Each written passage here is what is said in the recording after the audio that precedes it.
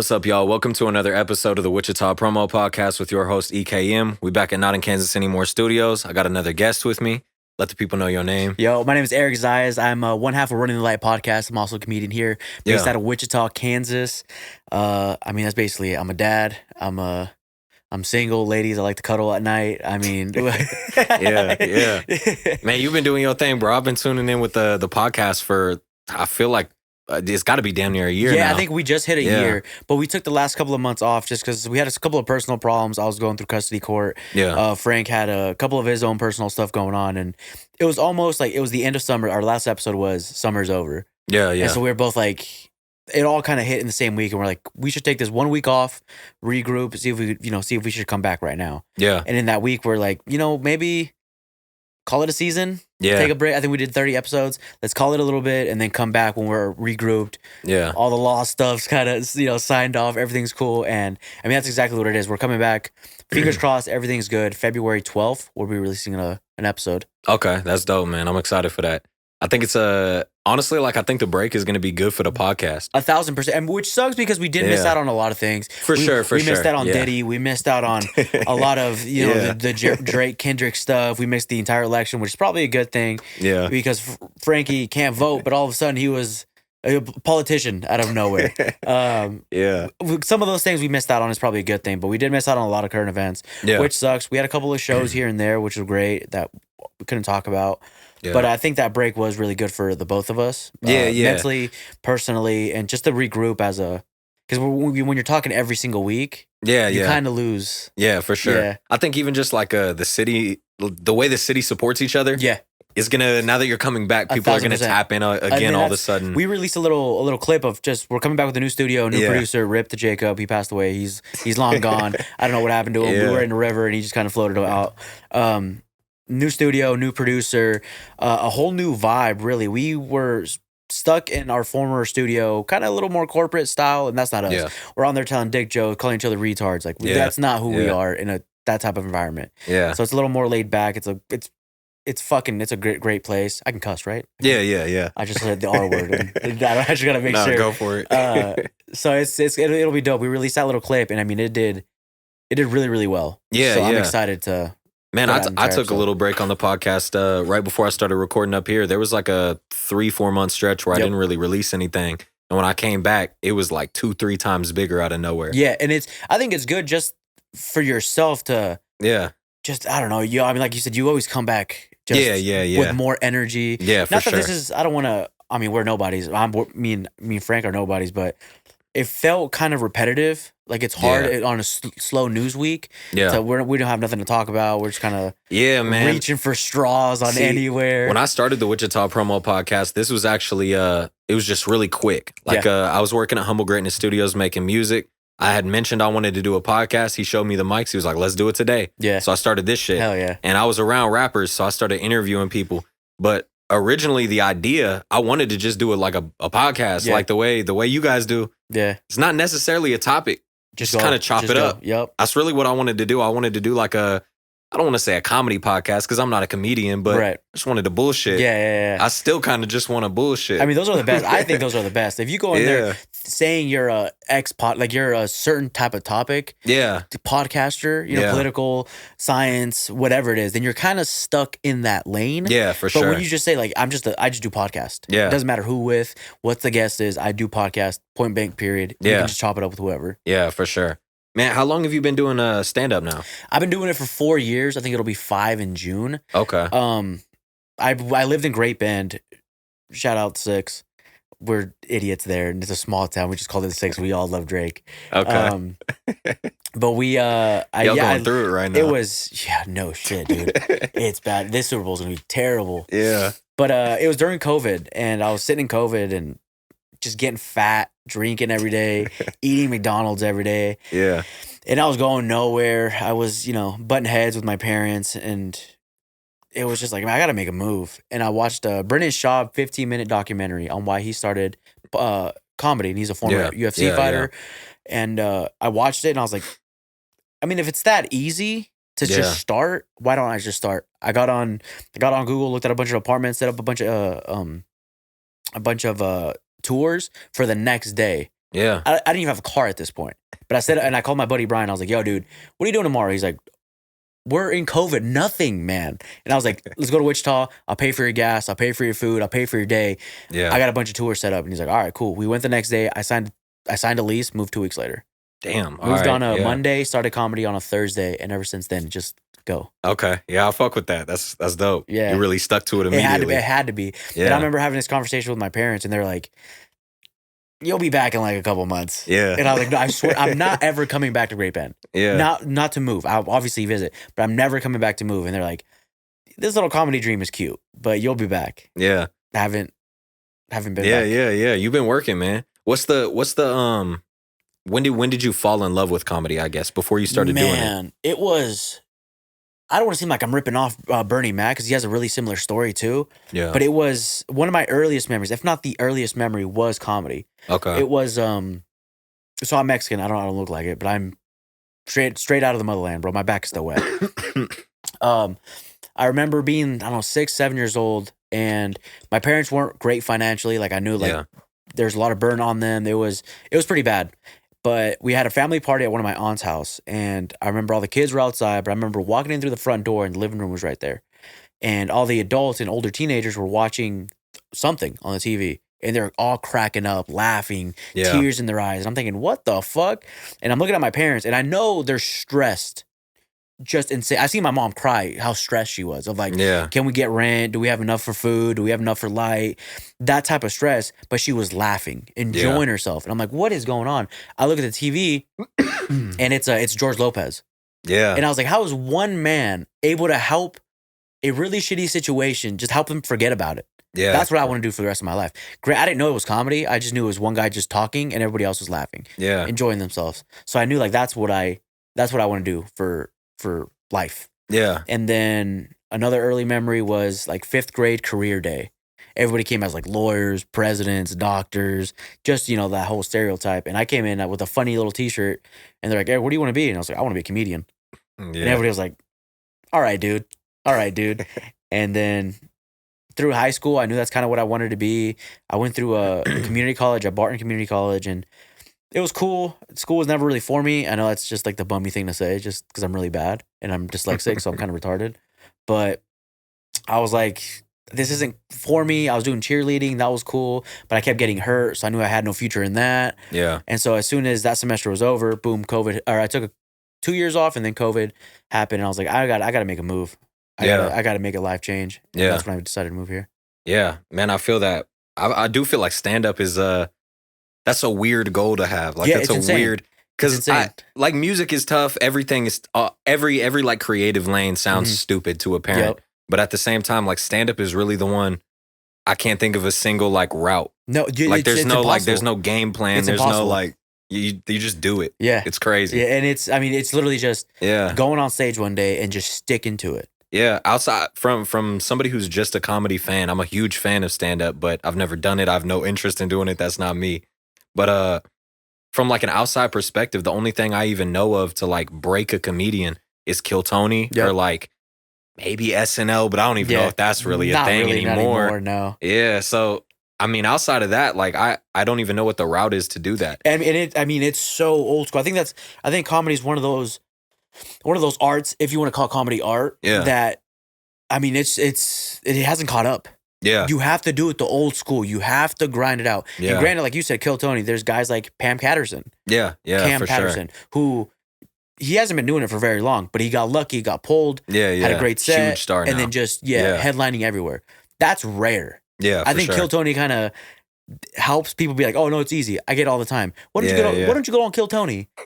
There's 300 people that sign up every single week. Yeah, I think they forget about that. People run with that the buckets rigged shit too much, bro. There's 300 people every night. I got a buddy, Derek, who moved to Austin for that. When everybody moved, he moved with them. Yeah. And been signing up for the past 3 years every single week and not once been called. Yeah, that's crazy. Yeah. Yeah, and I mean, if you live in Austin and you have that opportunity, then that's cool. But absolutely do so many comedians travel across the country for a weekend thinking I'm gonna get on here. Yep. Man, that's insane. I'm not gonna call anybody out, but there's a few guys here in Wichita that were like, we have a giant like Facebook group, and they're like, I'm going to Austin, I'm gonna be on Kill Tony. what do you guys, any advice? And I was like, hey, it's not that. Yeah, like, you're not, chances are, and I don't want to be a negative Nancy, you're probably not going to get on Kill Tony. You're going to sign up, but the experience is great because it's on 6th Street, which is great. Oh, yeah, for sure. And all the clubs. 5 different open mics at the same time. Yeah. There's one right before, if Kill Tony starts at 7, there's an open mic at like 5:36. Yeah. And they only give you a minute just so you can prep, just in case if you get called. Yeah. So it's like crazy. you get those cool different experiences from that. But to say I'm going to be on Kill Tony, it's like, I like where your head's at. Yeah, I love that. yeah. But yeah, for sure. Have you been down to Austin since the comedy boom? Yeah. I moved. I went 2 years ago. Okay. I went 2 years ago, and I went for Monday through Friday. And I got there Monday midday. We hit 3-4 mics, open mics. Yeah. And then Tuesday we did the same thing. Wednesday same thing.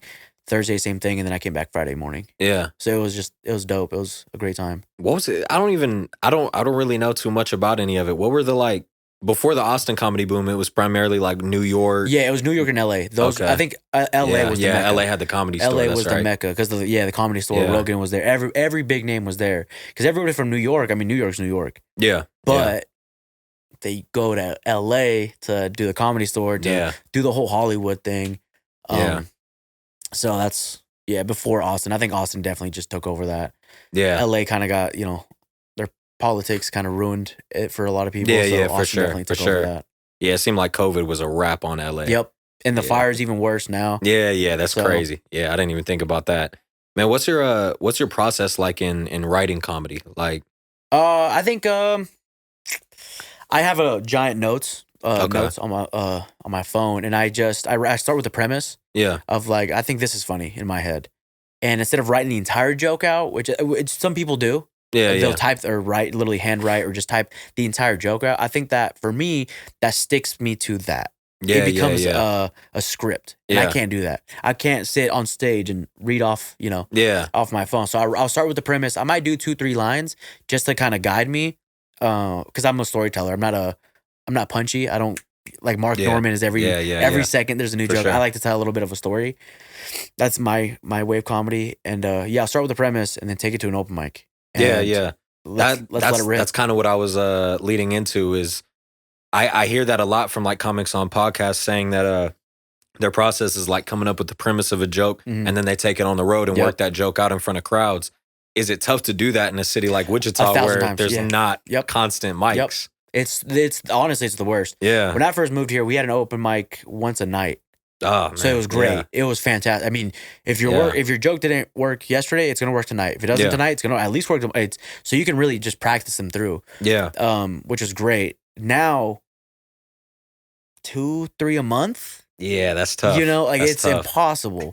So I was because of running the light. Me and Frank, we got a lot of opportunities to travel and to do our own shows in Wichita. And so when you produce your own show, you can give yourself whatever time limit you want. Luckily, we're a little more experienced, kind of. So where we can give ourselves 20 minutes, and I'll do my jokes that I know hit, crowd loves, but I'll sneak some new jokes in there. Yeah. I'll sneak them in with a banger, sneak a new joke, see if I can figure it out. And if it doesn't, cool, I got a banger right after that. Yeah. Okay. And that's kind of how my writing process is. Luckily, some of the open mics were when I had my daughter, so I couldn't go.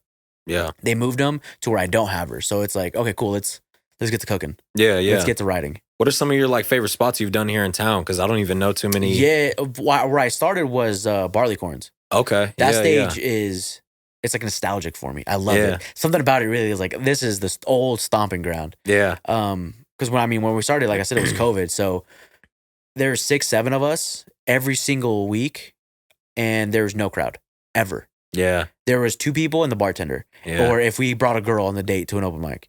Don't ever do that, by the way. If you're an open micer, don't ever bring a girl to an open mic. For sure. You don't want to be in love if that's what you're doing. But Barleycorns for sure. Love that place. The Looney Bin they had their monthly. Yeah, I forgot about mic. the Looney Bin. They closed right about the time that I started WichitaPromo. So I don't think I ever went there. It was cool. Yeah. It was everybody has their views on that. Yeah, I have mine. But it was cool. It was a cool little spot. The stage was great. Yeah. You get to really learn because it's a comedy club. It's an actual comedy club. Yeah. So you get to learn a lot from that. Wzrd does theirs twice a month now, which is great. How does this is probably a stupid question, but I'm a musician. Yeah. So I'm used to the way that shit works. How does it work when like a famous comedian comes here? Do they have acts like open for them? Yeah. Do they pick them or? I mean, it depends who they are. It depends how big they are. It depends what room they're doing, honestly. Okay. I know Josh Wolf, he's an LA guy. He came and he asked around to a couple of guys from Oklahoma City. I think he might have been there the night before or the night prior. Yeah. And he brought somebody from Oklahoma City just off a whim. Okay. Theo Vaughn was there the week before. Yeah. And was like, hey, Theo, do you know anybody in this area? And he's like, if Oklahoma City is 2 hours away, I know this guy. Yeah, and brought in Maverick McWilliams from there. Okay. But, I mean, some guys do that. I know Crown Uptown, if they ever bring a comedian. Yeah. I don't like that they do this, but they'll post on Facebook, comment your favorite local comedian. And it's like, okay, well. That's just a popularity contest. What are we doing here? You're going to get people who don't belong on a stage. For sure. Yeah. But usually big acts, they'll bring their own feature and opener. I always wondered about that because I know like Mark Norman came recently, stuff like that. I always wondered if that's a possible opportunity or not. I mean, if you know the people who own the building, or brings the guys in, you can be like, hey man, like, what I gotta do to I know get 5 firsthand minutes? experience as a musician, that's tough in Wichita because the venue owners are all the same fucking people. Yep. It seems like every venue, every big building in Wichita is owned by the same fucking billionaires. Yep. And they don't fuck with nobody. It's crazy. Nobody. Just stingy. Man. So you say you have been to Austin and we talked about Kill Tony and everything. What's holding back Wichita from having more opportunities like that and more spots? How does somebody even throw a comedy show? Because shit, I'd be down to do it. I just don't even know. I don't know how to start that. That's a hell of a question. That's a fucking great question. I think it's I don't want to say lack of talent because that's disrespectful to everybody that does comedy here. Yeah. Because it's not. I know a lot of funny guys. I think it's lack of. I'm about to stir the pot here. I think it's lack of ambition. Yeah. I think it's lack of wanting to do more. I mean, I don't want to. This isn't a sob story or anything. I didn't grow up with a lot. Yeah. I had to be, and I have my own personal demons and problems of like I have to keep striving for more. Just for me to get attention, I had to do more, and so that's why I think me and Frank mesh so well because he has that also. We sold 100, but can we do 150 next time? Yeah. I don't think guys can do that. I don't think they have that drive to be like. I did the theater in Great Bend. The first time I did it, I think capacity was like 3 and some change. The first time was still in the 200, far 200s, almost 300. Yeah. And I was like, that's not, I can see the empty seats from up here. The next time I went back, I need to break 3, and I broke 3. Yeah. Yeah. And I think that's dope. That's tough on some of these guys here. Yeah. It's really just reaching out to bar owners, really selling yourself. Yeah. Because comedy is super subjective. So what I find funny, you might not find funny. What you find funny, I don't find funny. For sure. And especially if the venue owner's a little older, to be like, duh, my dick is little, and they're like, oh, what do you? No, don't talk about that. Yeah. But my crowd, my genre, they love that. Yeah, yeah. So I think it's slowly gonna grow because I do see like new lanes popping up. Like there's been a lot of movies being shot in Wichita lately, little shit like that could open up opportunities for people. What do you think about like that makes me? It seems like there's like a lack of comedy movies nowadays, though.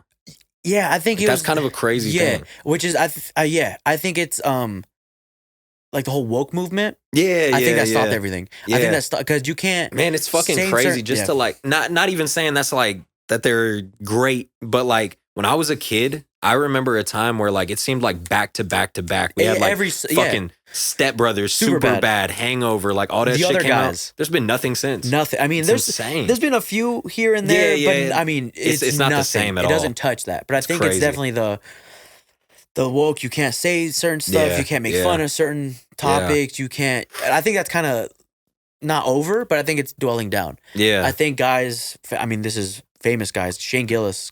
He did the show Tires. Yeah. They said every word you're not supposed to say. He went on SNL and said retard. He went on SNL and made Down syndrome. Like he's breaking those barriers. And I don't know. A lot of people don't like Joe Rogan, but he's trying to do the same thing with the mothership. A lot of these, and it's awesome that these bigger guys are like, we're not doing that anymore. Yeah, for sure. We're not doing that. This is an LA. The United States is an LA. Yeah. We can break free and do our own thing. There really has been like a big push of like independent comedy. Yeah. Which is kind of a crazy thing with like Tires, like you said. I know Stavros Halkias. Yep. He just put out like a movie on his own.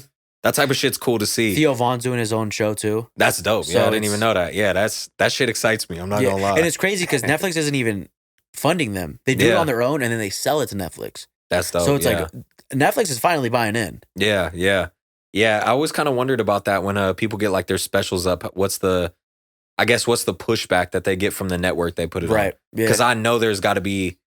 I'm sure some comedians stand on their shit and it comes out the way it's supposed to. But there's got to be some censored jokes on that shit. So like Andrew Schultz, his last special, he sold it to, or he was supposed to do it with Netflix. Netflix was like, well, let's do this deal. Let's get it done. Yeah. And they decided they wanted to cut a lot of his stuff. And so he ended up putting it out independently. Yeah. He's going to do another one with Netflix, but that was his biggest thing of like, I'm not censoring myself. I'm not going to cut out every single joke. Yeah. A special is normally an hour. I'm not going to cut it down to 25 minutes. Yeah.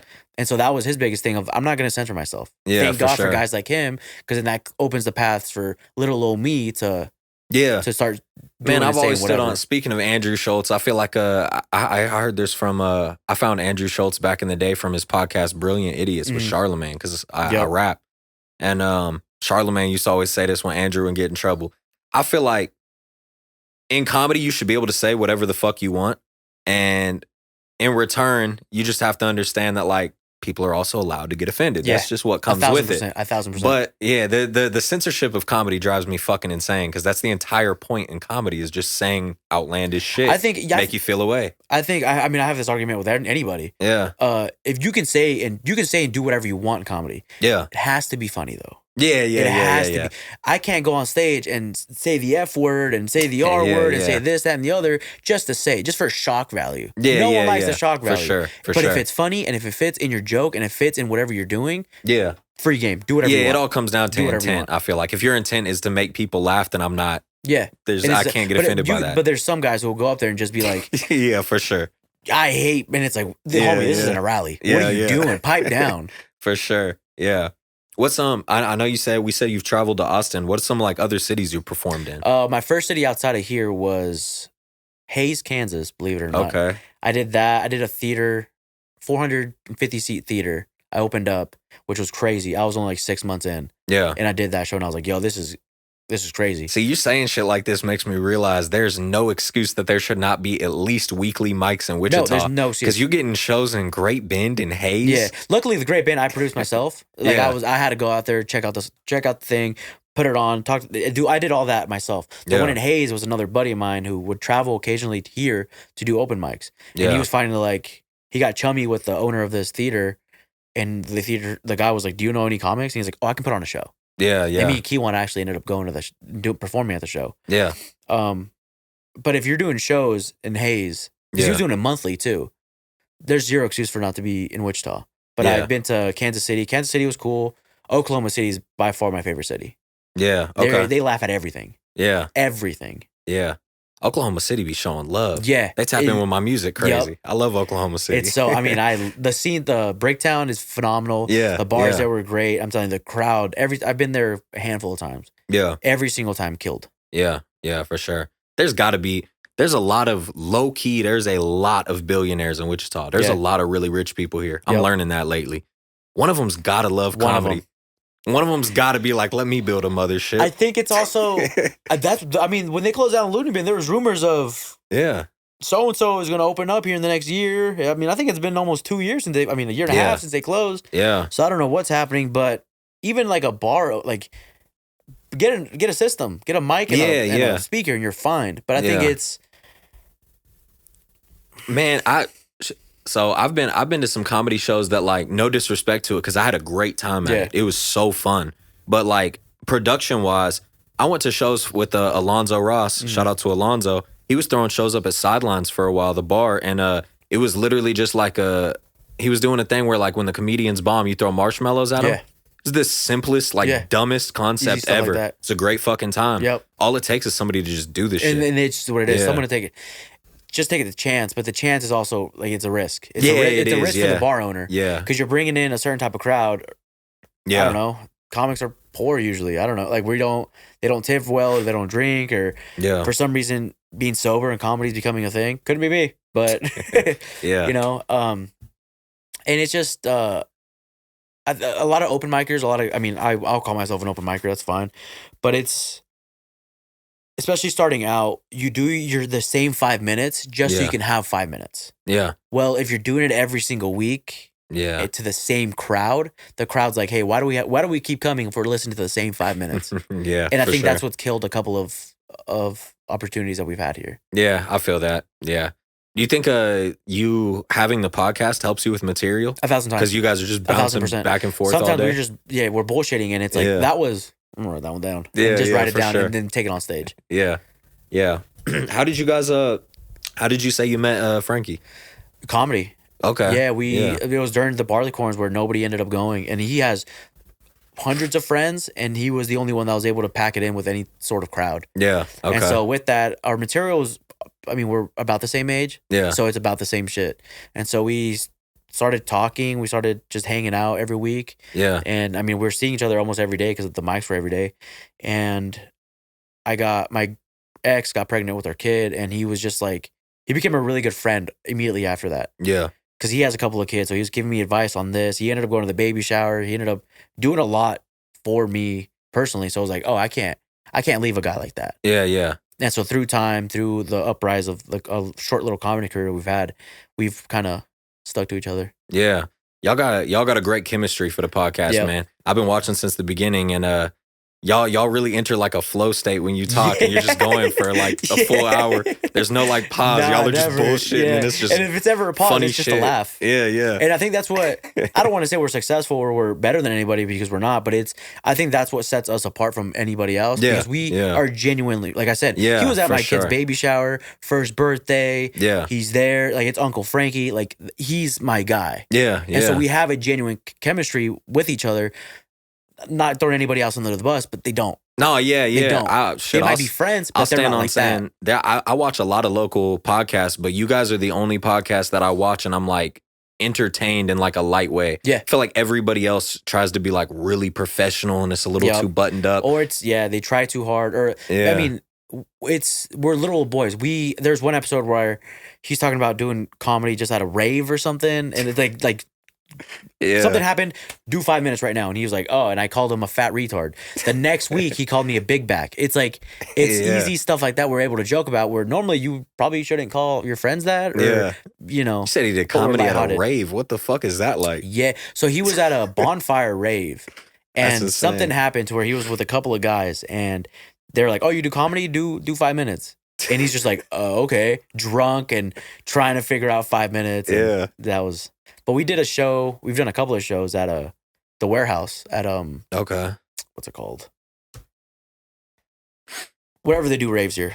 Yeah. I think I know what you're talking about. Yeah.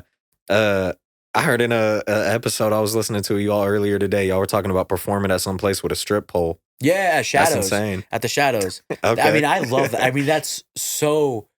It's hilarious. I don't know why. I love that place. The room is great. We usually pack it out pretty well. Yeah. I think it only seats maybe 50 people. And I mean, we usually pack it out 50 people. Yeah. So it's close. I mean, it's no bigger than, I mean, this room is bigger than the place. Yeah, for sure. And it's great. It's fantastic. And those girls, the second we're done, all right, you guys have a good night. Poof, passing through the stage. Yeah. Like, it's right there. It's ran really great. Austin does a great job out there. And I mean, I don't know. I love that place. Yeah. Me and Frank love it. What's your, I guess, what's like one of the bigger shows you've done, like numbers wise? What's the like capacities? It was that theater in Hayes. It was 450 people. Okay. And what do you like? What do you prefer in terms of like, what's the most fun room to do? Do you like those bigger rooms or like a small intimate room? Oh, that's hard. My buddy Derek just asked me about that. He was, cause he did a weird room, and he was like, how do you feel about that? And I was like, dude, I've done a basement. Yeah. I've done a basement show, and I've done a 450 seat theater and everything in between. I did a show outside. Yeah. And we did a show at Industry. So it's like, I've really done almost any room possible. And I think, I mean, you can't beat a comedy club, obviously, because it's made for comedy. For sure. The roofs are a little lower, or the ceilings are a little lower. It's a little more, the sound isn't going to travel far. Okay, it's right there. I mean, so you can't beat a comedy club, obviously. Yeah. But yeah, I like crowds that you can see. Yeah. I want them right. I point them out, talk, man, sweetheart, where you been? Yeah, like, I was going to ask, do you do crowd work? Because I feel like that's a huge thing. I've been doing crowd work a lot lately. Yeah. I never was good with crowd work. Yeah. I was always just, because I wanted to be good with the jokes that I had. So I focused on my jokes. Yeah. I focused on the stories that I was telling. And then as soon as I got that pretty well, and then Matt Rife decided just to take over the world with crowd work. And I was like, okay, well, now I have to do crowd work. Yeah. And I've slowly started doing more and more crowd work to where now I'm spending, basically, I had an open mic. We usually get 5 minutes. So I'll take the first minute or two, tell them whatever new jokes I want to tell. And then I'll literally say, it's become like my finisher move. Everybody makes fun of me. But I go, what do you guys want to talk about? Yeah. Give me a topic. What's going on? And I go from there. Man, Matt Rife really took that shit to another level. It's insane. Just the boom of comedy in general, though, in the past like 5 to 10 years, with like Rogan becoming the biggest platform and all that type of shit, it's insane. Comedy's been a part of my life since I was like a little kid, because my mom used to watch like Cat Williams and Dave Chappelle and all that shit growing up. But to see how popular it is now that like everybody knows like all of these comedians, everybody knows. They're everybody. Becoming household names, which is crazy. It's like you can go on TikTok and like all of my friends are reposting fucking Theo Von and Kill Tony and shit now. I'm like, what the? That's crazy. It's great. It's great. The scene is growing incredibly fast. It's crazy. Which I love. I mean, you can't have too many comedians. Yeah, for sure. That's why, anybody who asks for advice, just do it. Yeah. Just do it. When you guys started the podcast, like what was there any like inspirations you had, or like what was the vision you guys initially had? Because I know you said it was like somewhat professional, like vibe and everything. The room that we were in, the studio that we were in, and that's nothing against them. I mean, it's a dope spot. Yeah, we did what we had to do, but it was definitely, like I said, it was corporate. Yeah, they looked at us a little weird when we brought a case of Twisted Teas once.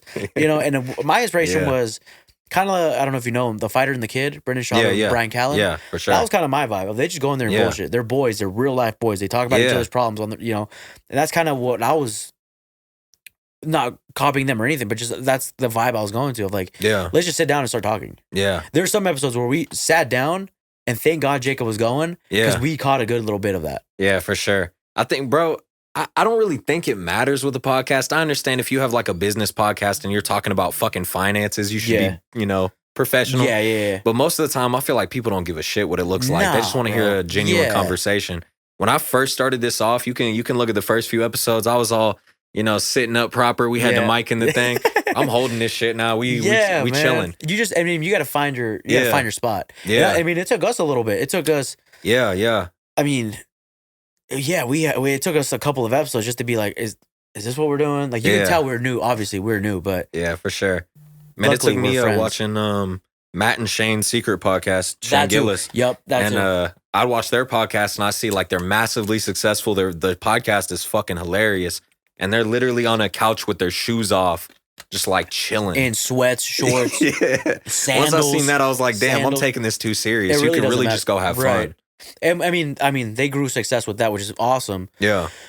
I also come from I view comedy also, it's a business. You're also a business. For sure. So I like to dress semi-decent. Yeah. Some guys will go up there in shorts. They're big ass fucking stains all over their shirt. And it's like, man, you got to give a fuck for somebody to give a fuck about you. Yeah. Also, I understand Shane. I mean, that's an anomaly. Like, that doesn't happen. Yeah. For them to not give a fuck and then be the #1 podcast on Patreon. Yeah, that's insane. I mean, it took a lot. I mean, granted, they're the funniest people on earth, but I tell us all the time, we have to look good for somebody to find us attractive enough to listen. Yeah, for sure.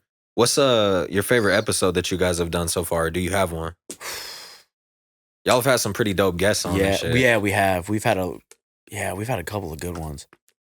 Y'all put me on to some people. I don't want to butcher his name, but Darius, is it Hutton? Something like that, skateboarder? Yeah. Y'all put me on to Alex him. did that one. Man, I loved skateboarding when I was a kid, and I didn't even know we had a pro skater. Yeah. Y'all put me on to him. I want to get him on because of that. That was fire. It was cool. It was all just connections too, of let's reach out. Jack Stacks. Yeah. I ran into him outside of the Commerce Club. Yeah. And I was talking to another guest that I can't name because I feel you. He bought us out. He bought his privacy from us. But I was talking to him after we filmed with him, and Jack Stacks came out. And I was like, "Hey man, have you ever done a podcast?" And he's like, "No." And I was like, "What are you doing next week?" Yeah. And he's like, "Okay, I'll do it." Yeah, he got a great personality too for it.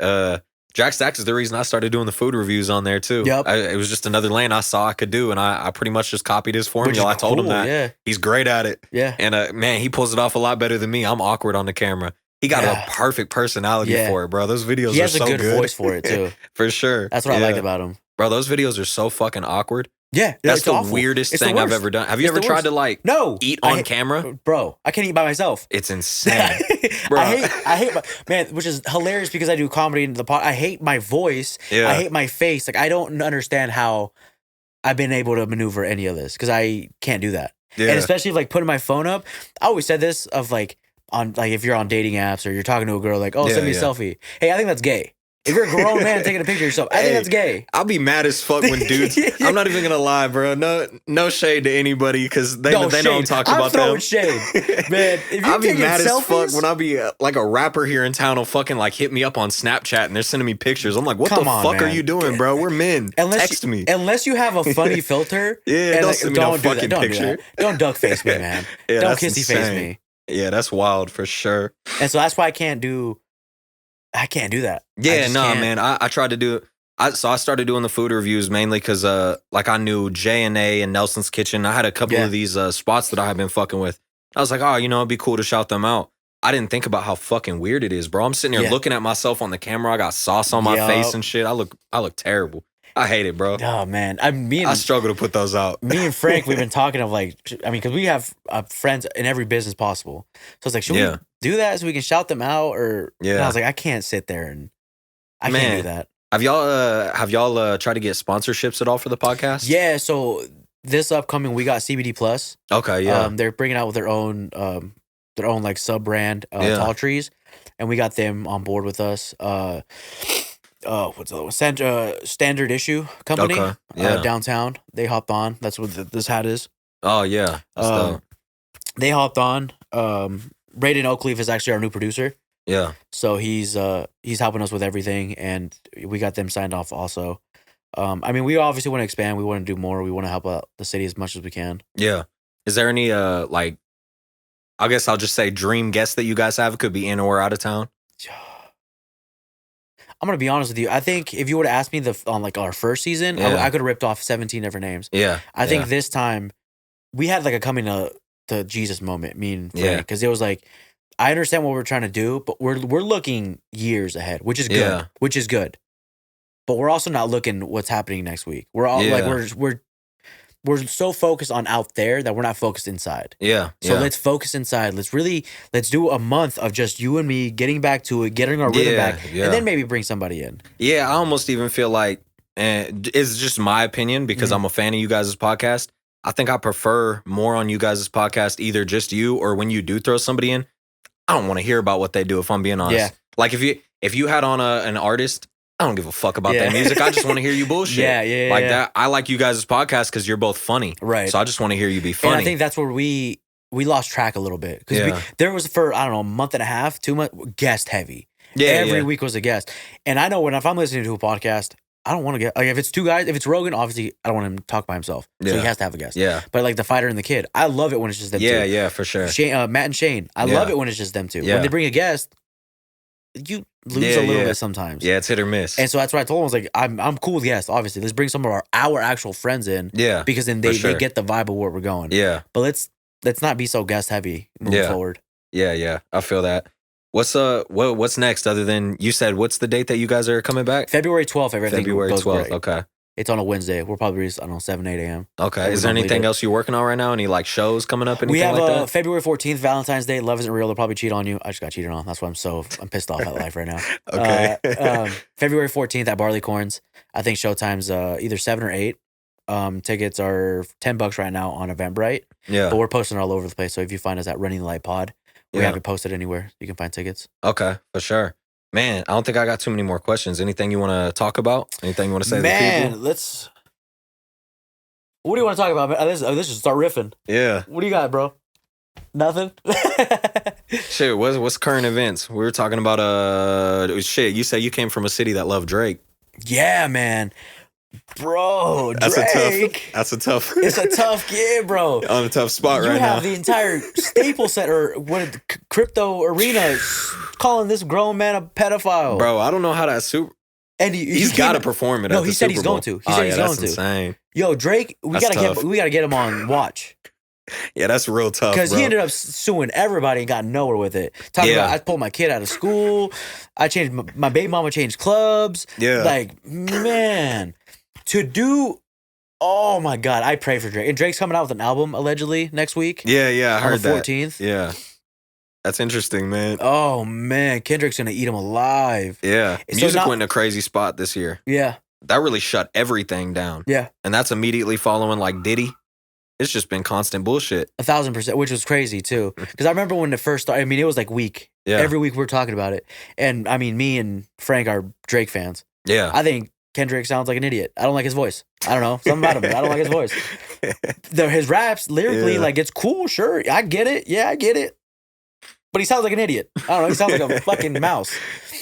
And we're on I would say the Drake train. I can't say that either anymore because we've seen what Drake's packing with. But yeah, that's an insane situation. Yeah, man. Being the biggest artist in the world fucks it up, bro. That's so crazy. Like that. Because, I mean, he's never really won if you look at it. Yeah. I mean, I guess he beat Meek Mill, which is... Yeah. But then they ended up collabing. Meek Mill beat himself. Yeah.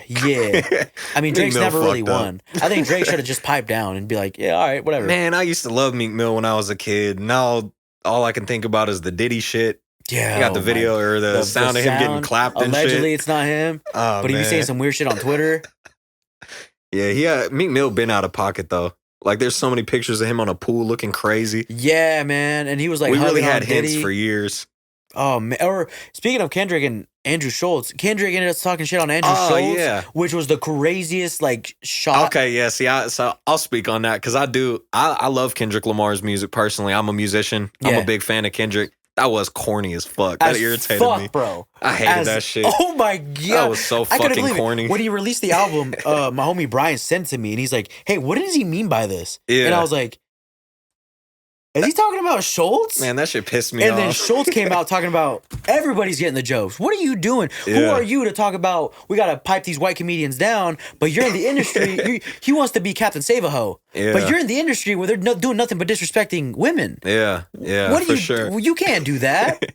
That shit was corny, man. Any type of censorship for a comedian just pisses me off, for real. And to be who Kendrick right now is probably the number one artist right now. Yeah. Whatever, you know?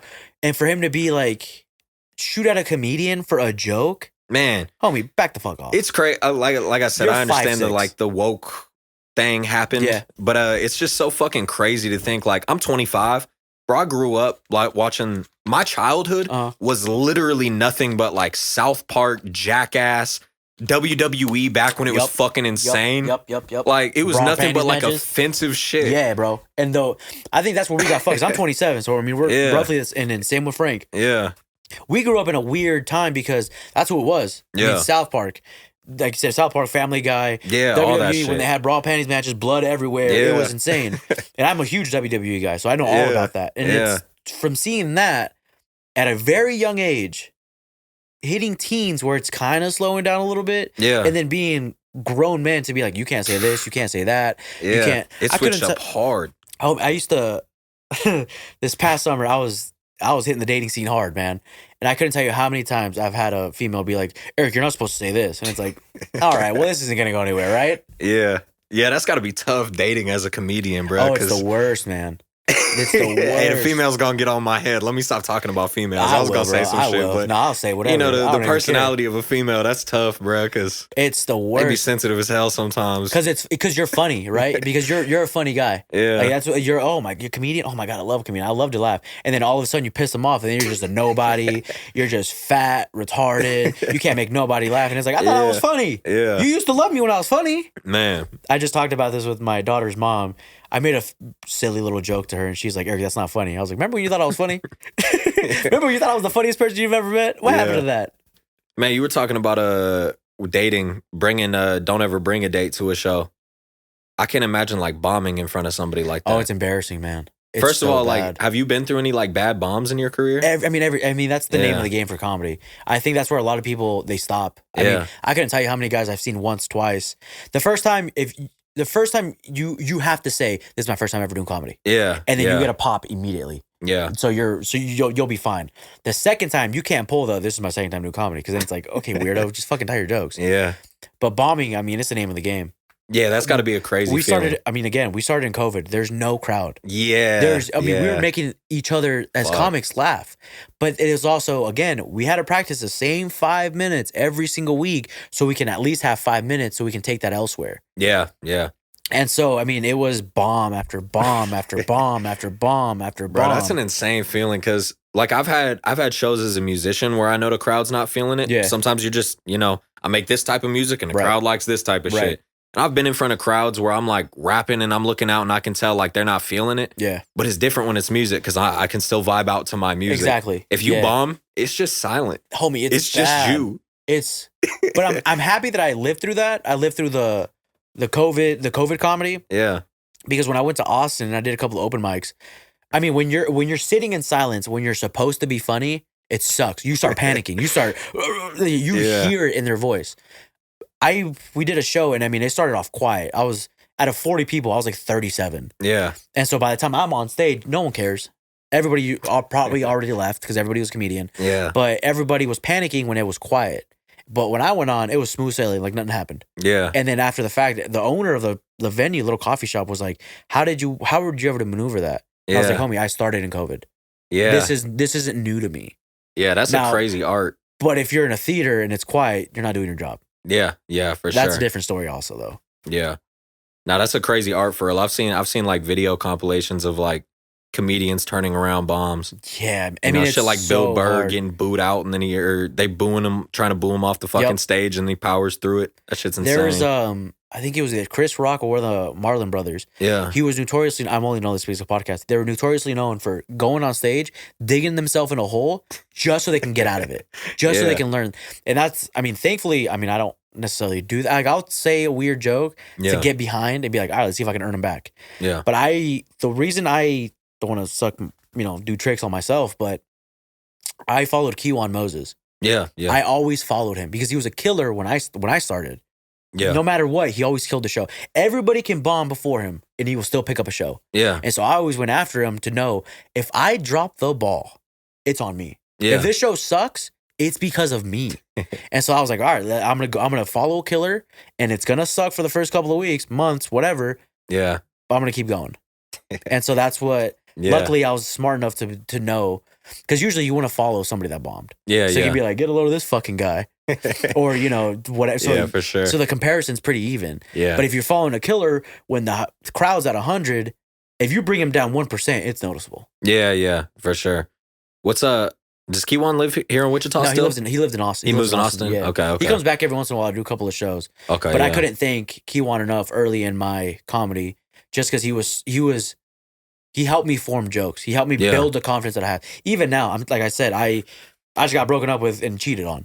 Yeah. He was one of the first people I've called of like, hey man, I need someone to talk to. Yeah. And he's like, yeah. What do you, like? And he dropped whatever he was doing. He's like, let's talk. What's going on, man? Yeah. And I told him like, I just got cheated on, man. I feel like shit. This is whatever. And he was like, homie, 2 hours straight talking, just helping me through life. And that's how it was with comedy also, of like, hey man, that joke sucks. Let's reword this. Let's figure this out. Sure. Let's, and I think it was because I followed him every single week, because the first time we talked, he was, why do you always follow me? Yeah. Well, because you do good and I want to do good. So I gotta figure it out.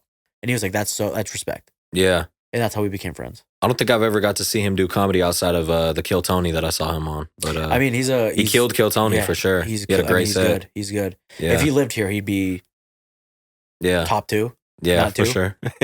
He's great. Yeah. He's great. Yeah, man. What's I always like to ask everybody towards the end of the episode, put us on to like local spots that you fuck with in town. It could be places you perform at, like anything. I mean, right now, performing wise, it's very slim pickings. Yeah, Wzrd is always cool. Wzrd has open mics the first and third Thursday of every month. Okay. And then they'll try to sneak in a special show called Beating Peters. Okay. The owner of the place is Steve Peters, and so it's a little wiener joke there. But it's like a we go on stage. I did it for the first time a couple weeks ago. You go on stage, you play a game of some sort. We had Flip the Bottle. And if you beat him, you get your entire 5 minutes. If he beats you, you get 3 minutes. Okay. And so it's a cool little, it's a change from a regular open mic, but they have open mics the first and third Thursday of every month. Barleycorns has shows every once in a while. I think once a month they have Hey Buddy. Okay. And then, me and Frank we're looking for spots to do comedy. Yeah. To open up new venues all over town. Downtown's, I mean, it's downtown. Yeah. But we've done a couple of shows out west. The Shadows, we try to get in there once a month. But yeah, we're trying to open up anywhere with a mic and a sound system. Sure. Yeah. We make people laugh. That's what we do. So yeah. But you'll be seeing a lot. Running the Light presents. Whatever comedy show. Yeah, for sure, man. I definitely want to hit up Frankie and get him on here as well. Yeah, I know he got a busy schedule. Yeah, but his work schedule's crazy. His personal work schedule's crazy. So I was telling him like, hey, I want to make the rounds and do a couple of podcasts so we can hype up this next week. And he's like, I literally cannot. And I was like, fuck it, I'm gonna do it myself. So yeah, for sure, man. I appreciate you coming through, man. For sure. Yeah, it was a good time. Yeah, anytime you want to come back on, let me know, bro. We'll chop it up. I'll see if we can throw you other comedians on here, bro. Yeah, for sure. Yeah, I do want to say though, and this might ruffle some feathers. Yeah, Wichita's a great town. It's a great city. I mean, obviously, I moved here for a reason. I'm kind of stuck here because I got a kid. Yeah. But it's a great city. I hate the narrative of Wichita doesn't support. Yeah, Wichita does support. Yeah, to anybody, music, comedy, art, any poetry, any realm of whatever you do creatively. Yeah, don't say Wichita doesn't support. Be more realistic with yourself, or not even realistic. That's a bad word. Look yourself in the mirror and just think, maybe they don't want to support you. Yeah. Don't gather an entire city and say, Wichita ain't shit. Yeah. Maybe they don't want to support you. And maybe you're just saying network to the right motherfuckers. Yeah. And that's cool. Yeah. But just be fucking better. Yeah, for sure. Be better. For sure. Yeah, I feel that. Man, yeah, like I said, I appreciate you for coming on, bro. For sure. Hell yeah. Again, we'll say it one more time, the date that you said. February 12th. If everything goes good. The podcast.